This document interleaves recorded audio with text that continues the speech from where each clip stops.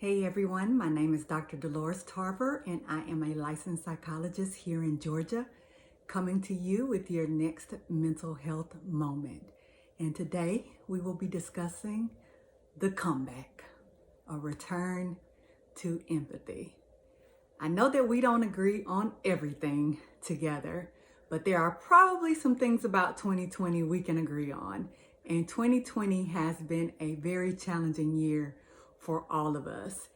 It is a year where we have seen 3 hurricanes hit one coastline in the span of a few months. We have had over 233,000 deaths related to the coronavirus. We are 3 days into a presidential election and we still don't know who our next president will be.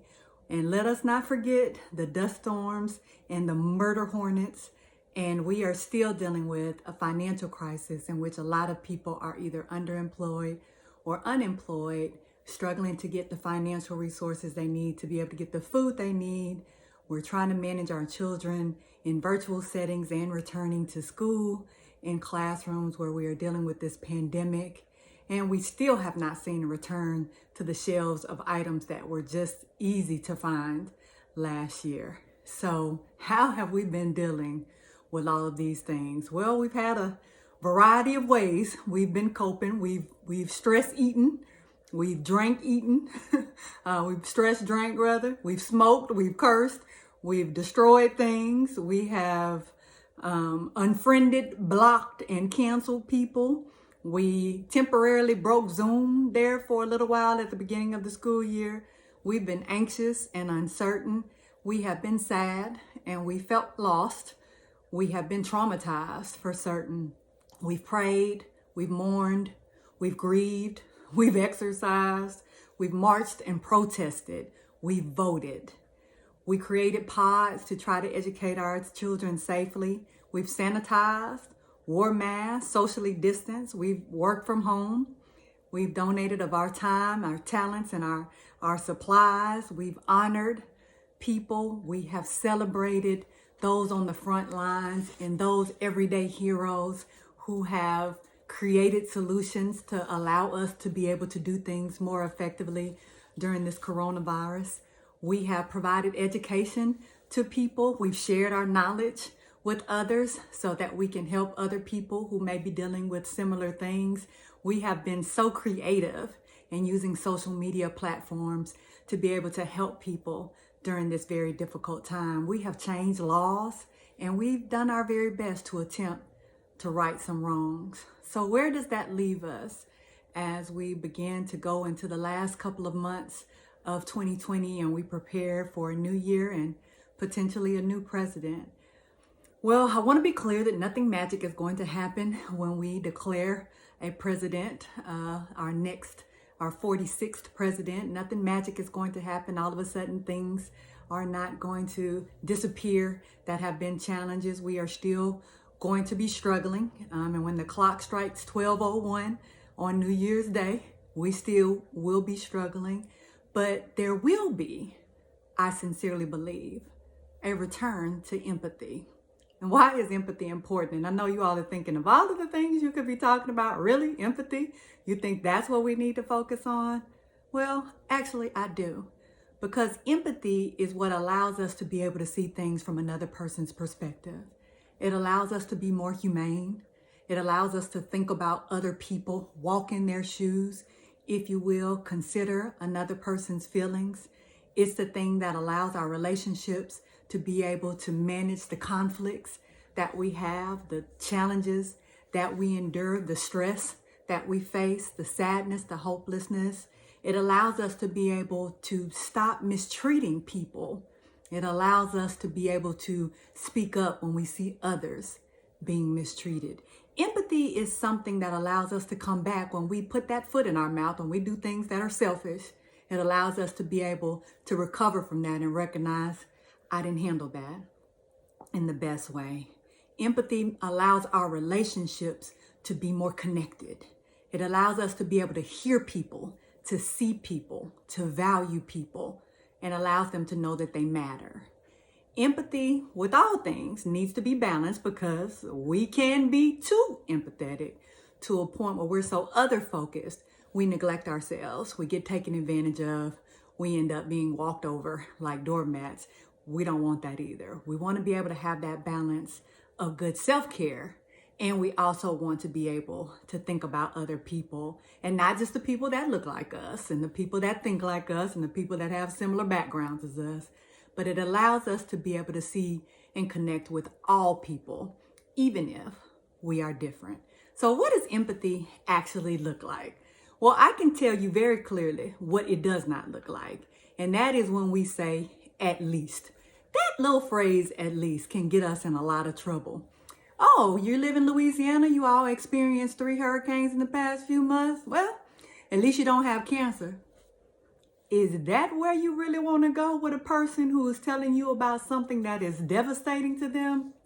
I think not.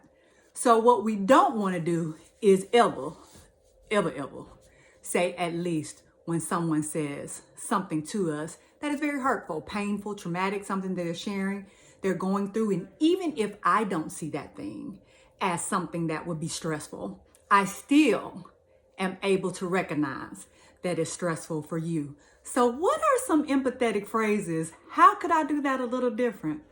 I got you. It sounds like you did everything you could. I see how difficult this has been. The whole thing sounds so discouraging. I can totally see why you would be upset. This is so hard. I can't believe how well you're holding up, considering how much stress you're under. If that happened to me, I would be mad too. What a day you've had. I hear what you're saying. It's totally natural that you would feel this way. Things are tough right now, but I'm here for you. What you're saying makes so much sense to me. I wish I had been there with you when that happened. That must have really hurt your feelings. I would have had a hard time with that impossible situation as well. That makes me so mad just hearing about it. And you must have felt so. And just repeat back whatever emotion that is reflected to you by what a person says. I talk to a lot of people about these ways to be empathetic, particularly when we're in, like I said, situations where we don't always agree on things. We're talking to our children and something may be so big, so huge to them. And in the scheme of things, we're like, that's so minor. But it just needs to be to explain to them, okay, I understand why you would feel that way. Hear that part. Get to the emotion part first. Let's talk through that. Then we can talk about ways to be able to manage those emotions so they don't overtake us. How do you build empathy? Well, I will tell you that it does take practice. It takes practice like everything else. I think it's important that we put ourselves in situations that make us a little uncomfortable. Now, don't get me wrong. That doesn't mean go out and do something dangerous. Go out and take some risks, be impulsive. What that means is if I recognize that I am only around people that look like me, talk like me, think like me, have values like me, grew up in the same place that I did, then one of those ways to take risks might be to go and explore other communities, go and interact with other people. I know we're still in a pandemic and I want you all to be safe. So wherever you go, make sure you mask up and you're sanitized and you keep your distance. But maybe visiting some other places could be helpful. Talking to some other people that you wouldn't usually talk to. You know, we have these biases, right? That we need to recognize. And that's also part of how we build empathy, is to recognize our biases. Then being able to see, like, this bias that I have might stop me from talking to someone like you, because I may think you have a narrow perspective, or I may think you're too liberal, or I may think you're just so different than me. That might be a person I actually need to push myself to go and talk to.